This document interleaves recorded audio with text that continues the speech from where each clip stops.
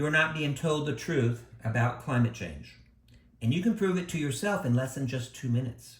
Don't trust me, trust yourself. There are many ways you can do this, and for today, let's do it with their prized topic, greenhouse gases. The global elites and climate activists are claiming that the greenhouse gases are greatly overheating the earth.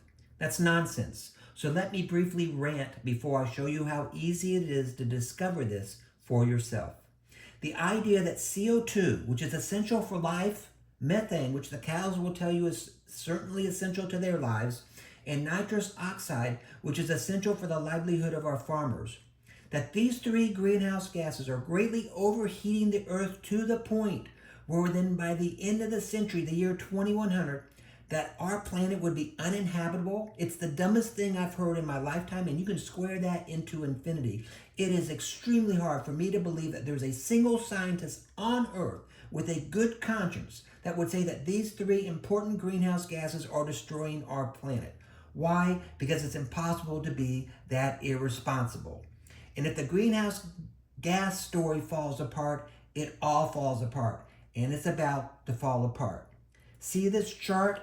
I performed a simple Google search asking for greenhouse gases chart. And countless charts showed up just like this one. You could have done this yourself in just a few seconds.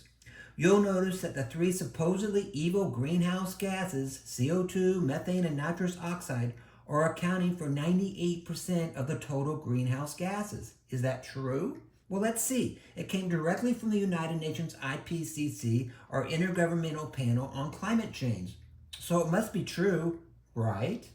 The IPCC will tell you not only are these greenhouse gases causing the warming, but they're also polluting the atmosphere. They're wrong. And in fact, not just wrong about these two issues, but wrong about everything.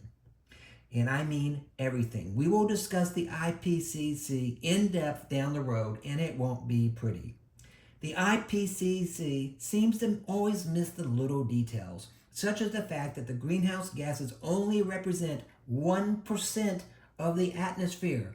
So the actual real number isn't 98%, which it never was, but it's actually less than 1%, or 0.98%. But it gets worse, much worse. Has anyone ever heard a climate activist talk about water vapor or seen a chart to that effect? Of course you haven't. So let's now do a second greenhouse search and say greenhouse gases, including water vapor. Here's what you'll get. Turns out that water vapor is by far the most dominant number, coming in at 90%, and I've seen it as high as 94%.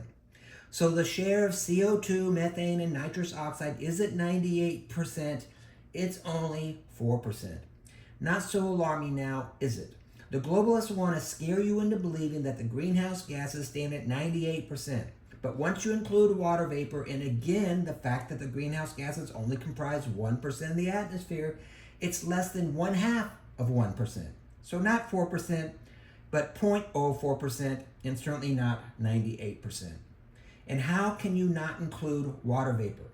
Water vapor has been a greenhouse gas since the beginning of time. And again, it gets even worse.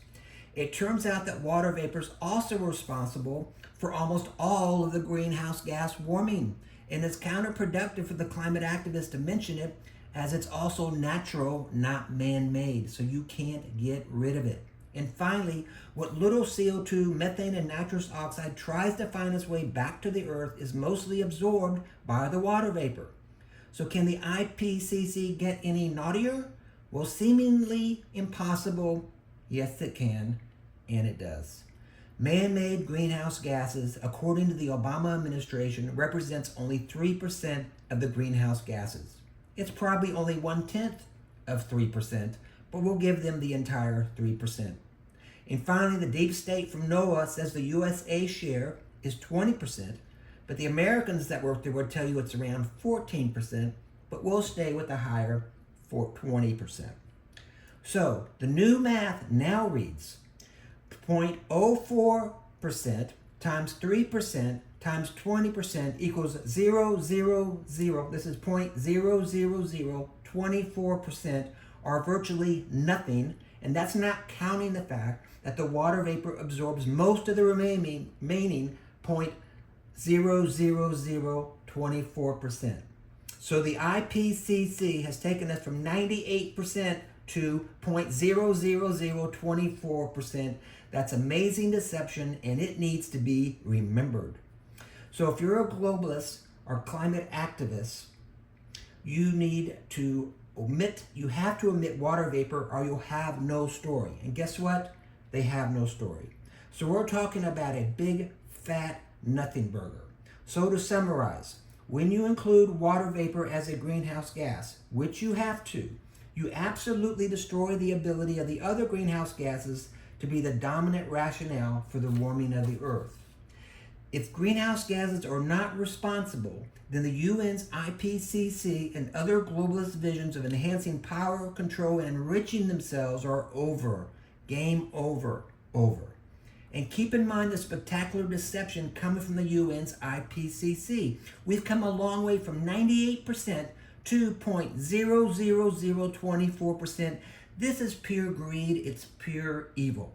But if CO2, methane, and nitrous oxide were the prevailing reason for the warming of the earth, that would actually be a great thing because the accompanying warming would be beneficial for our planet, making it greener and healthier. So that's it for the greenhouse gas story. It's complete babble and destroys the entire global warming hoax. We'll cover dozens of issues from natural disasters to the hottest years on record, the UN's IPCC role, and so on. It's garbage in and it's garbage out versus the truth. And my next post will look at the equally phony and ridiculous 97% scientific consensus studies. And wait till you see what their own research tells us is just as nutty as what we just discussed.